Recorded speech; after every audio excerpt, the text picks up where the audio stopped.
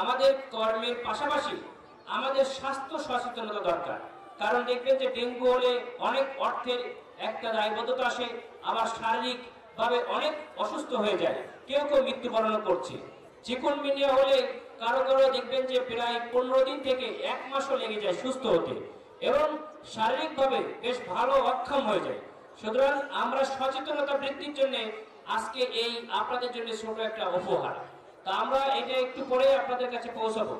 প্রিয় এলাকাবাসী এবং উপস্থিত ভাই ও বোনেরা, আপনারা অবগত আছেন যে বাংলাদেশের জন্মলগ্ন থেকেই এদেশের মানুষকে তাদের সত্যিকারের কোনো অধিকার, সত্যিকারের কোনো সংবিধান, সত্যিকারের কোনো নিয়ম কানুন দেওয়া হয় নাই।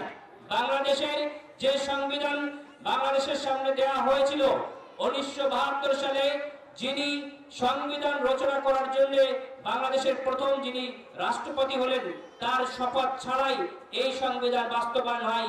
দিল্লি থেকে একটা সিম্বলিক প্রেসক্রিপশন নিয়ে এসে আমাদের উপরে চাপিয়ে দেয়। তার মানে আমরা এখনো পর্যন্ত জুলাইকে বলা হয় দ্বিতীয় স্বাধীনতা, কিন্তু প্রকৃতপক্ষে এটাই প্রথম স্বাধীনতা বলতে পারি আমরা। ৭২ যে স্বাধীনতা হয়েছিল সেই স্বাধীনতার আতাউল গনি ওসমানী, আমাদের নজরুল ইসলাম কামরুজ্জামান, কাউকে তাজউদ্দিন আহমদ, কাউকে আমরা খুঁজে পাই নাই যাদেরকে সামনের সারিতে নিয়ে আসবো।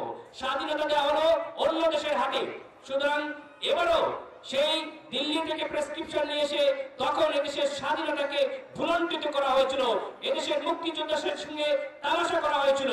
৫ই আগস্টের পরে ছাত্র জনতা তাদের জীবন দিয়ে নতুন করে ফ্যাসিস্ট সরকারকে বিদায় করে এদেশের নতুন করে স্বাধীনতার স্বপ্ন এদেশকে মানুষকে দেখিয়েছে।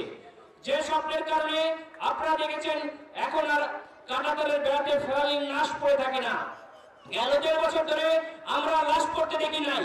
সুতরাং বাংলাদেশ স্বাধীনতার যে সুখ ভোগ করছে, এটা একটা গ্রুপের সহ্য হচ্ছে না, নতুন করে এজেন্ডা নিয়ে তারা নেমে বসেছে।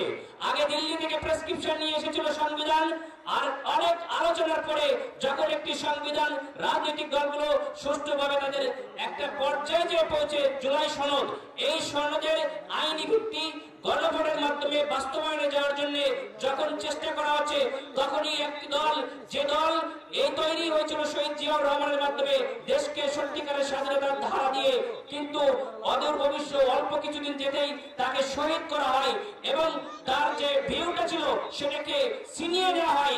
বর্তমান সেই দলের যারা প্রথম সারির লিডারে আছে, তারা দিল্লি থেকে আগে ছিল, এখন কলকাতা থেকে ট্রেনিং নিয়ে এসে এই জুলাই সনদ বাস্তবায়নের প্রতিবন্ধকতা হিসেবে দাঁড়িয়েছে।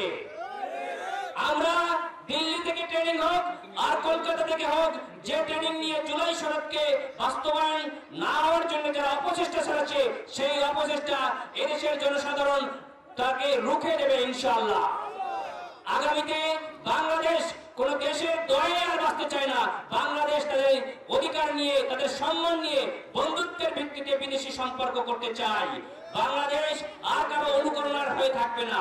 কোন দল বা কোন ব্যক্তি যদি বিশেষ এজেন্ডা বাস্তবায়নের জন্য তারা এই জুলাই সনদকে পিছিয়ে এদেশের ভোটকে ত্বরান্বিত করতে চায়, তাহলে তারা বোকার স্বর্গে বাস করছে এবং কঠিন জবাব এবং মাসুল তাদেরকে দিতে হবে ভবিষ্যতে ইনশাআল্লাহ।